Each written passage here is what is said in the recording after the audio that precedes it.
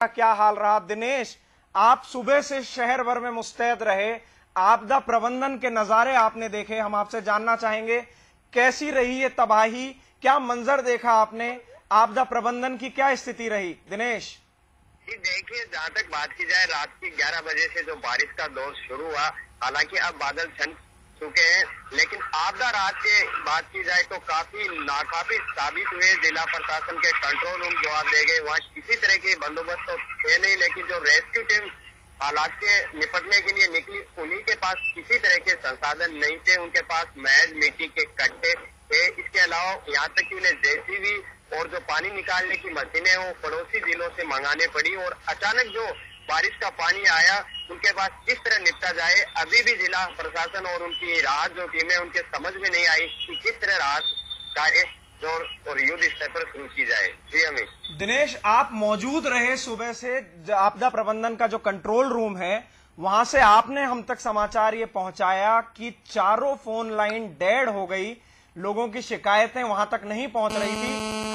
आप उस वाकये के आप प्रत्यक्षदर्शी हैं। मैं जानना चाहूंगा बतौर रिपोर्टर, बतौर जयपुर के इस वक्त नागरिक, आपने क्या फील किया कि प्रशासन एकदम से ठप हो चुका, सारी की सारी शिकायतें आनी बंद, फोन लाइन बंद, आपको क्या लग रहा था वहां? जी बिल्कुल, जिला प्रशासन का जो बाढ़ नियंत्रण कक्ष था उसमें 4 टेलीफोन लगे हैं, 2 वायरलेस सेट लगे हैं, जबकि ताजुब की बात है कि दोनों वायरलेस सेट तो खराब है ही, कुछ दरमियान बाद चारों फोन डेड हो गए। इतने फोनों की घंटियां गड़गड़ा रही थी कि शॉर्ट सर्किट जो बारिश का पानी था उससे फोन खराब हो गए। ऐसे में कहाँ किस तरह की घटनाएं हुई है, किसी तरह की जो एक संपर्क जो सूचना थी वो जिला प्रशासन को बिल्कुल नहीं मिल रही थी। मोबाइल पर अपने स्तर तक वो निपटा रहे थे इस तरह काम। काफी 2 घंटे तकरीबन फोन डेड हुए। अभी भी 2 फोन जिला प्रशासन के चल रहे हैं, जबकि अगर वायरलेस सेट होते तो पूरा जिला वहां से कवर किया जा सकता था, लेकिन जिला प्रशासन ने इसकी और कोई ध्यान नहीं दिया। शायद जिला प्रशासन को उम्मीद नहीं थी कि कुदरत का इस तरह कहर बरपा जाए। जाहिर तौर की बात है, जिला प्रशासन की इस तरह से लापरवाही थी अमित जी। दिनेश, मैं बताना चाहूंगा 2 दिन पहले मुख्यमंत्री एक जनसभा को संबोधित कर रहे थे। वहां से उनका कहना था कि हम भौगोलिक दृष्टि से इस देश का सबसे बड़ा राजस्थान प्रदेश है, इस सबसे बड़े प्रदेश की राजधानी पे जब हम आ जाते हैं तो उम्मीद की जाती है कि यहाँ की व्यवस्थाएं तो चाक चौबंद होंगी। लेकिन आप बता रहे हो सिर्फ मिट्टी के कट्टे लेकर जिला प्रशासन इस शहर की बाढ़ की रोकथाम की तैयारी में आपको दिखा। मैं आपसे जानना चाहूंगा जिला कलेक्टर किस भूमिका में दिखे आप? लोगों की हमारे पास शिकायतें आई हैं कि जिला कलेक्टर तक के फोन बंद थे, लोगों ने उन्हें जब फोन करना चाहा, भाजपा के प्रतिनिधियों ने भी ये शिकायत हमसे की। आप क्या कहना चाहेंगे? जी बिल्कुल, उन लोगों की बात शिकायत सही है। तकरीबन 9 बजे के बाद जिला कलेक्टर अपने ऑफिस में पहुंचते हैं। वहां आने के बाद वो तकरीबन 1 घंटे एडीएम, एसडीएम और आला अधिकारियों की बैठक लेते हैं। उन्हें दिशा निर्देश देते हैं कि 11 बजे तमाम जयपुर में क्या हालात है, उनकी जो सूचनाएं मुझे अपडेट होनी चाहिए। उनके तुरंत बाद वो सचिवालय बैठक में चले जाते हैं। जहाँ तक बात की जाए, जो उनके नीचे के अधिकारी थे, एडीएम, एसडीएम वगैरह, वो जरूर निगरानी बराबर कर रहे थे। जिला कलेक्टर सचिवालय में अभी भी मौजूद है और जिला कलेक्टर से हमने भी बातचीत करनी चाहिए, लेकिन उन्हें हमारा कोई फोन रिसीव नहीं किया। वो बराबर फोन से ही गाइड कर रहे थे। लेकिन इस तरह के अगर हालात, खुदा ने खासा कुछ हालात बिगड़ जाते तो जाहिर सी बात है जिला कलेक्टर को जवाब देना भारी भर जाता। जिला कलेक्टर ने खुद अपने स्तर पर कुछ नहीं किए। हालांकि यहाँ जिला प्रशासन में 8 एडीएम है, जिसकी वजह से उन्होंने समझा नहीं कि मैं खुद निगरानी रखूं, इसलिए उन 8 एडीएम के कमान नहीं, वो मोर्चे पर बाकायदा डटे हुए हैं और जिला कलेक्टर बराबर फोन से उनसे फीडबैक ले रहे हैं। हालांकि वो खुद दिनेश, मैं आपको यहाँ रोकना चाहूंगा। सही बात है दिनेश,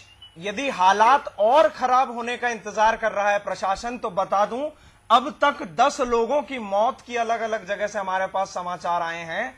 इससे बदतर जयपुर के लिए क्या हालात हो सकते हैं यदि प्रशासन इस इंतजार में बैठा है कि बदतर होंगे। अब मैं आपसे जानना चाहूंगा, मौसम विभाग फिर चेतावनी दे रहा है कि अगले 48 घंटों में हैवी रेनफॉल की फोरकास्ट की है मौसम विभाग ने।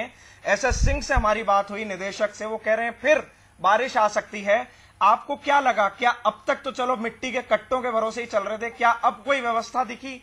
आपकी मंत्री से बात हुई हो या जिला कलेक्टर या बाढ़ नियंत्रण कक्ष में आपको ऐसा दिखा हो कि आज रात को फिर ऐसी बारिश आ जाती है तो क्या रहेगा, क्या रेस्क्यू रहेगा? जी बिल्कुल, मैं जिला प्रशासन में बाढ़ नियंत्रण कक्ष में बैठा हुआ था। वहाँ तमाम आला अधिकारी मौजूद थे। जैसे ये बात उन्हें पता चली कि मौसम विभाग चेतावनी दे चुका है कि अगले 24 घंटों में भारी बारिश होने वाली है, तो सभी अधिकारियों के मुंह पर चिंता की लकीरें दौड़ गई। और उनके चेहरे पर एक सन्नाटा सा पसर गया। वो किसी भी तरह ये दुआएं कर रहे थे कि बारिश न हो, और जिस तरह रात को कुदरत ने जो कहर बरपाया, उसी कुदरत का वो मेहरबानी कर रहे हैं कि बारिश रुक गई। अब उनके वो बार बार यही कह रहे हैं कि अगर अभी बारिश रुक गई अच्छा हुआ, रात को अगर बारिश होती है तो क्या होगा। उनकी चिंताएं चेहरे पर साफ थी। कोई किसी तरह उनके पास संसाधन नहीं है। जो करोड़ों रुपए के प्रस्ताव सरकार को पेंडिंग भेजे हैं, वो जयपुर के जिला कलेक्टर ने सरकार ने अभी फाइल नहीं किए। तो आप देख सकते हो कि जिला प्रशासन किस कदर उसकी सरकार सुनता है और किस कदर वो सक्रिय है। जी अमित जी। हाँ दिनेश, मैं आपसे जो बात करना चाहूँ, आपको बताना चाहूंगा कि जिस स्थिति, जो सारी जानकारी आपने हमें अभी दी, हमारे संवाददाताओं ने और पूरी टीम ने जो जानकारी पहुंचाई, आपसे भी हमारी फोन पे जब सुबह बात हुई थी, आपने बताया था 81 के बाढ़ के हालात भी कुछ ऐसे ही थे कि पहले दिन कम रेनफॉल रहा, अगले दिन ज्यादा बढ़ा। लेकिन जिस तरह से प्रशासन की तैयारियां हैं, उन्हें देखकर तो ये लग रहा है कि सिर्फ खुदा भगवान के ही भरोसे ये प्रबंधन चल रहा है। यदि हमें ये रेस्क्यू चाहते हैं हम, तो लोग अवेयर रहें, सावधान रहें, इससे ज्यादा प्रशासन से उम्मीद ना रखें, सरकारी नुमाइंदों से उम्मीद ना रखें। अभी हम यहीं रुकेंगे, एक ब्रेक लेंगे, लौटकर आपको फिर दिखाएंगे शहर भर में क्या तबाही रही इस बारिश से। बने रहिए हमारे साथ।